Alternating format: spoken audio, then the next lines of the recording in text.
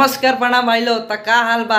त आज हम बात करे वाले बानी विजय चौहान के बारे में, जौन 2025 में लगातार होली सॉन्ग गाना लेके आवते रहता रहन। फिर से एगो नया गाना आइल बा विजय चौहान के। AM म्यूजिक रिकॉर्ड पर गाना आ गइल बा विजय चौहान के, जौन एल्बम के नाम बा सड़िया फरले बा। देहवारा लगा के पीछ करिया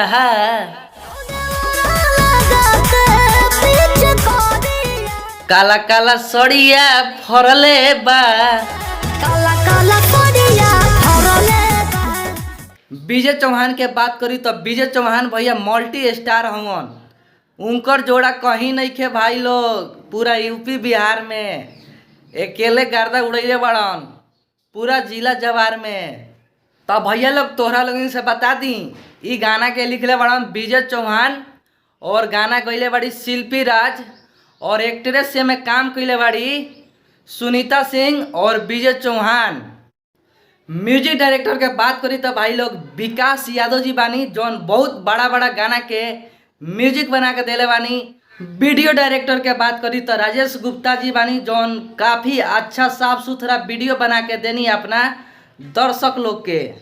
तो भाई लोग कमेंट करके बताओ लोग तोहरा लोगन के ई गाना कैसन लागल हो। आशा न विश्वास करता नहीं कि ई गाना तोहरा लोगन के अच्छा लागल होई, जौन एल्बम के नाम बा सड़िया फरले बा। तो भाई लोग यूट्यूब पर जाके सर्च कर लो सड़िया फरले बा विजय चौहान के गाना, जौन शिल्पी राज गइले बाड़ी। अगर ई गाना नहीं मिलत तो हमारा यूट्यूब के डिस्क्रिप्शन में ई गाना के लिंक बा, वहाँ से भी जाके सुन सकता रहो।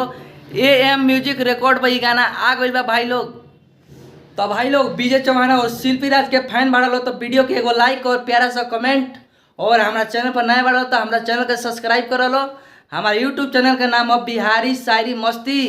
ऐसा ही हम नए नए गाना के अपडेट लेके आवत रहनी अपना वीडियो में। तो भाई लोग फिर मिलें अगला नेक्स्ट वीडियो में, तब तक के लिए बाय दोस्तों।